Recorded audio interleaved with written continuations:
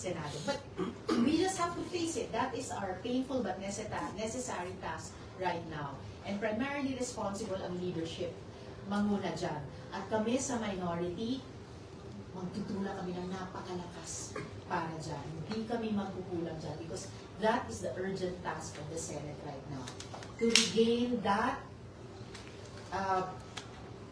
reputation of integrity sa mata ng ating mga kababayan para maipagpatuloy namin yung aming mga trabaho, yung dapat na trabaho ginagawa namin, especially at this time of multiple crises ng mga Pilipino.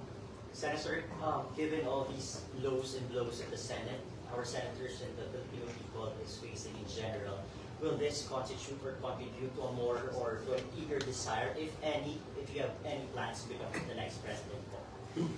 I can hardly even think about that right now kasi although I had said earlier na pag tinatanong na seriously considering, preparing, pero ngayon the urgent task para lang sa Senado ay talagang mag-galvanize ng lahat ng mga mamamayan na naalarma dito sa mga atake at sa mga pag-undermine ng mga dapat na democratic processes.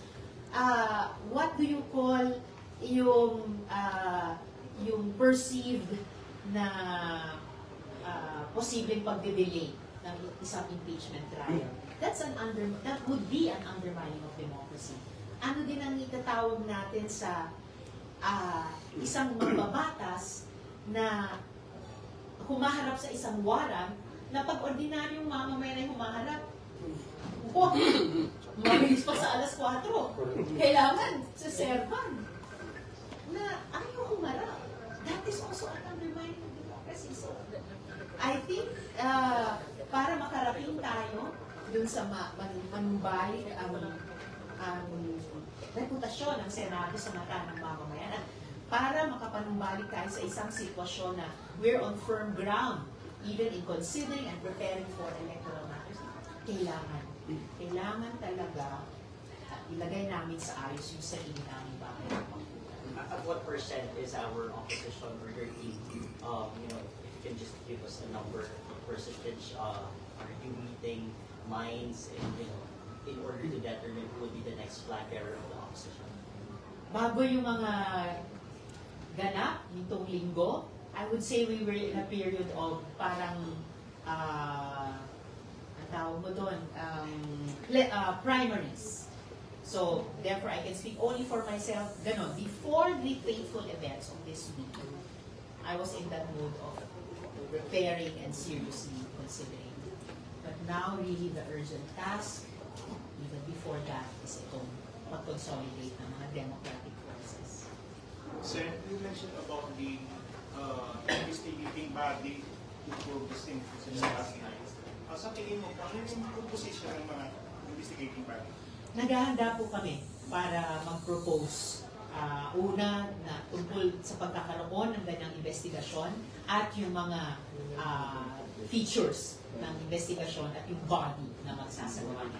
We will be presenting a very complete proposal soon. Ensure na yung charge ng investigation. Mabibigyan daan yun dun sa ipopropose namin design ng investigasyon at yung composition niya at kung anong mga concrete actions ang dapat nilang i-deliver in a report to the Senate and to the people. Senator, Republic Act 9851, which the Senate also violates the same Republic Act. At yung tanong ay 9851. kung binabiolate. No. Well, yung Republic Act 9851 ay ipinasa doon ng Senado. May ilan sa amin na ano po? May sponsor din. Yes.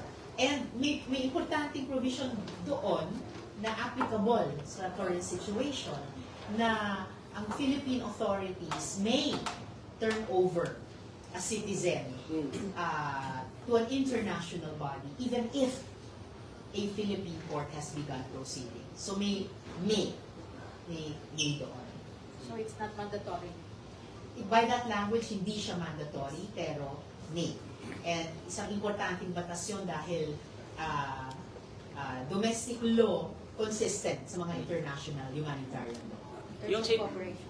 Yung sa investigation ninyo, Senator, may include ba di yung kasama yung mga senador na nag-harbor ng criminals? Like Bato de la Rosa na nakaalis na siya sa ano. Then after that, sumakay siya sa ano, sa sasakyan ng isang senador. So included ba diyan ng kanyo? Sa investigation? Ang nakikita ko po magiging scope ng investigasyon ay yung mga aktual na nangyari na alam namin dahil kitang-kita, hindi lang namin, ng buong mundo. Oh. Kasi may mga media doon, tapos may mga colleagues kami na nagla-livestream pa. So, ngayon pa lang mayroon ng ilang mga importante, major na tanong. Sino-sino yung mga uniformado at armadong grupo doon? Sino ang may responsibilidad na nag-escalate yung sitwasyon? Sino nagsimula ng putukan and related issues? May kinalaman yun dun sa tinatanong nyo, pero ang focus ay dun. Dahil precisely because yung sense namin na never ever nangyari yan dati. And never yan dati. Never yan dapat na nangyari. So, and it should never happen. Senator, sa usapin po ng pagbabago po ng political blocs at alliances, may epekto po ba ito sa pagpapatuloy o paghina ng investigasyon, especially Senator Bato? Kasi may haka-haka or maraming nagsasabi na in favor yung majority bloc sa kanya. That's why parang ginagawa ng paraan umano na hindi siya madali matakbo ng NBI.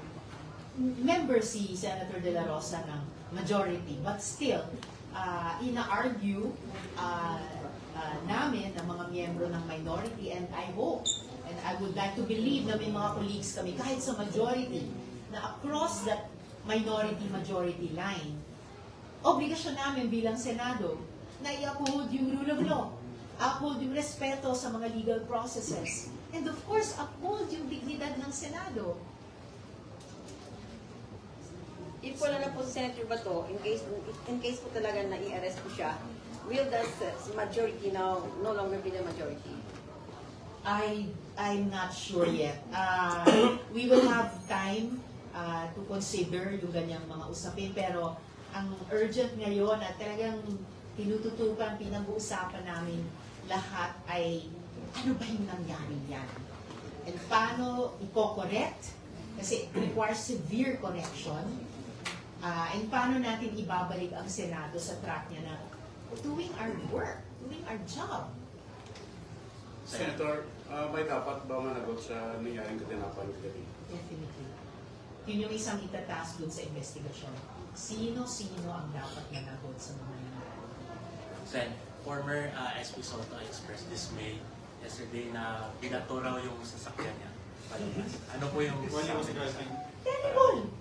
Can you imagine anyone doing that to a senator na simpleng pagkatapos ng isang mahabang araw ng trabaho?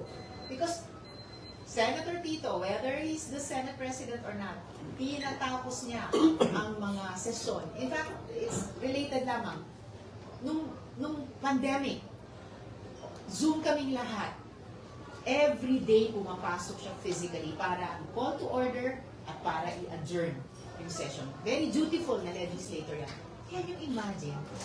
Palabas siya ng main gate, driving his own vehicle, sa buyan ng tubig, murahin. Usual po Wow. siya ang nagdadrive. Usual. With his convoy, but, tapos, I mean, makita natin how far respect has been devalued. And kailangan magmea culpa din ang Senado dyan. Kaya talagang kailangan ayusin namin itong sitwasyon para ibalik yung mga basic values na yan, ang pagrespeto sa isa't isa. And please also, respect for a veteran senator. Sabi ni Senator, track ng mga pulis na dineploy doon. Bakit walang security na dumadaan yung senators? May lapses bang PNP? Hindi ko alam. Baka pwedeng tanungin yan sa investigasyon, pero hindi ko alam na walang security sa paglabas. In fact, it seemed, ang dami-daming tao. Kaya yung iba ay hindi na lumalabas sa main gate, lumalabas sa ibang gates, para lang hindi maipit sa traffic, lalo na kung may hinahabol na susunod na schedule.